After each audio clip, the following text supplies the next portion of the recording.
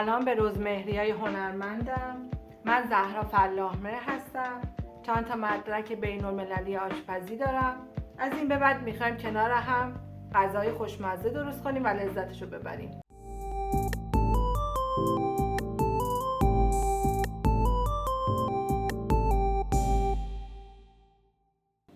برای امروز غذای کردون بلو رو براتون انتخاب کردم.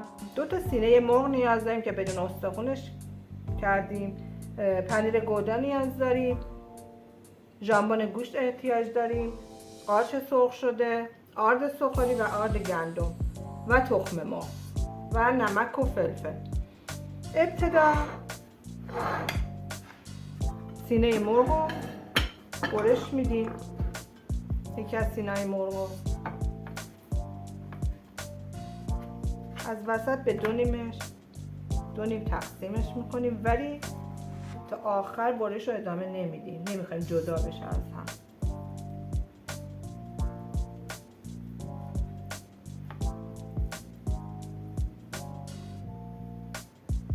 چاقوی تیز نیاز داریم به این صورت.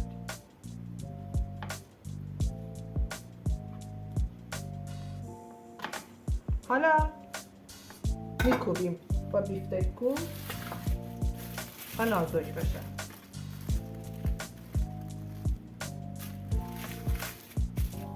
بین 2 تا نایلون میذاریم که نچسبه گوشت به بیفتک کوبیم و شروع میکنیم.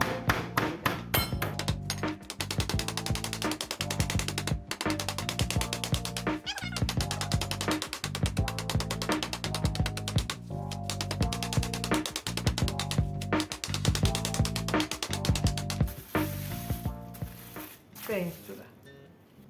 حالا نمک و فلفل میریزیم به هر 2 طرف.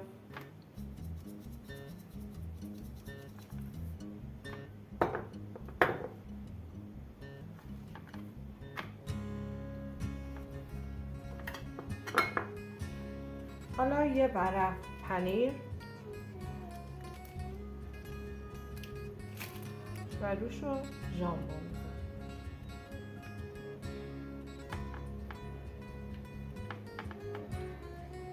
میتونیم یه ورق دیگه هم پنیر بینش بذاریم.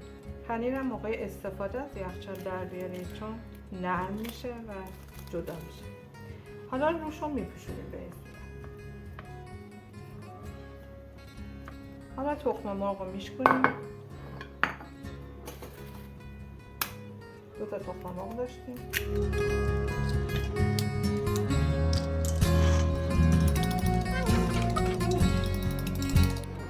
به آردمون نمک و فلفل یه مقدار میزنیم.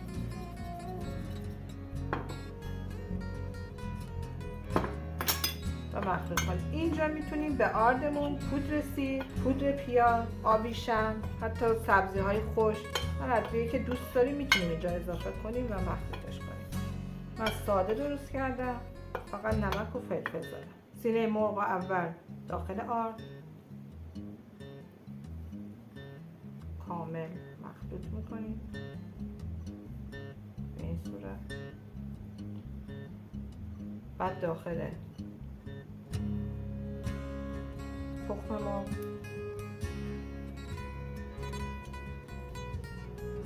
و بعد داخل آرد سوخت.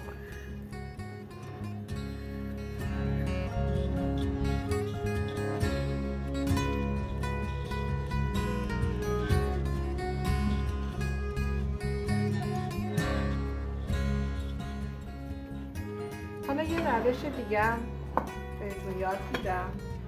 روش دوم، باز ما از وسط باز کردیم، برش دادیم سینه مرغ و نمک و فلفل زدم.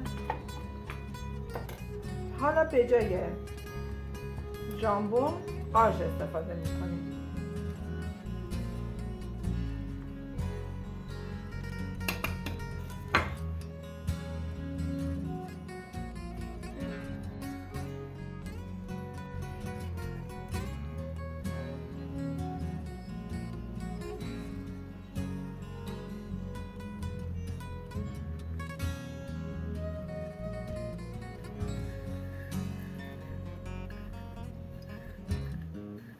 بعد میره برای سرخ کردن.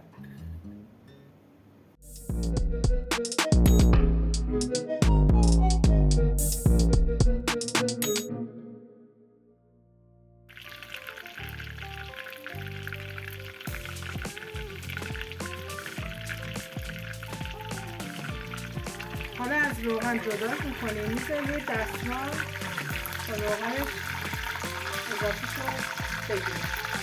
میریم سراغ بعدش که با قارچ درست کردیم.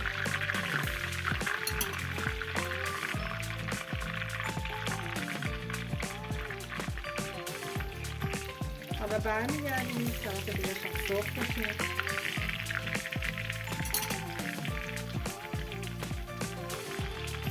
حالا سرخ شدیم این طرفش هم برش میداریم و میذاریم روی دستمال تا روغن اضافهش گرفته بشه.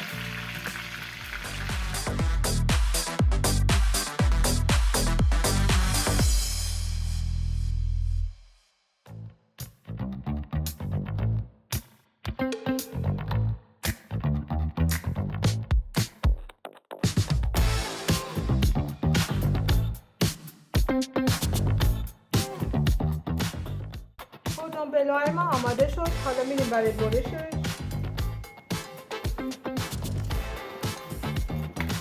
با چاقوی اره‌ای کارو کنیم که راحت‌تر برش بخوره.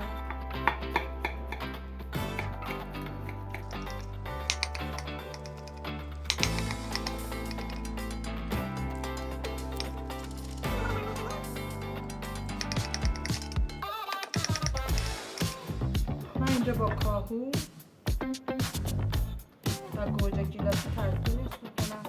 شما با هر چیزی میتونید ترکیبش کنید.